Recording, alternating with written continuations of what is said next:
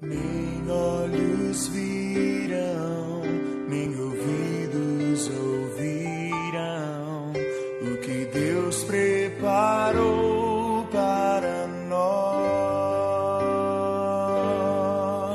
Um futuro certo, cheio de esperança e paz, muita paz.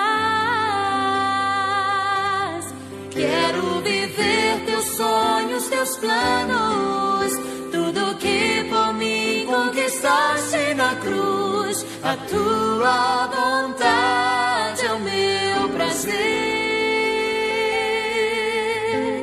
Sem ti nada posso, opera em mim o teu poder. Ver o fruto do teu penoso trabalho.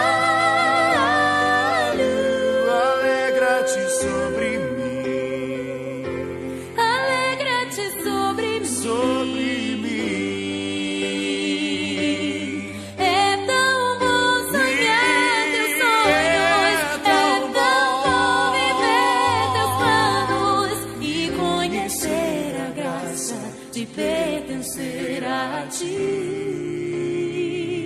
Deus fiel.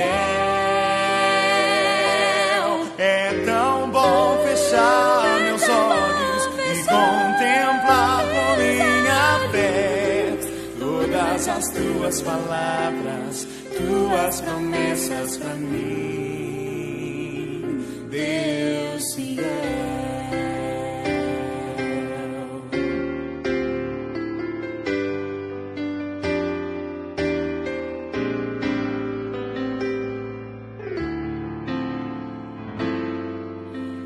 Nem olhos viram, nem ouvidos ouvirão o que Deus preparou para nós. Um futuro certo, cheio de esperança e paz, muita paz.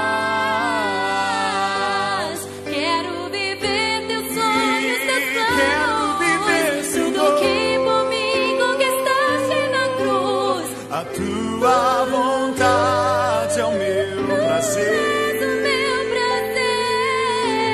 Sem ti nada posso, opera em mim o teu poder. Ver o fruto do teu penoso trabalho.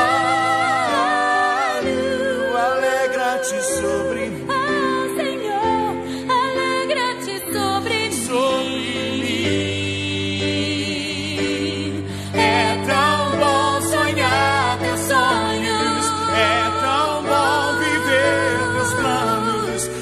Conhecer a graça de pertencer a ti.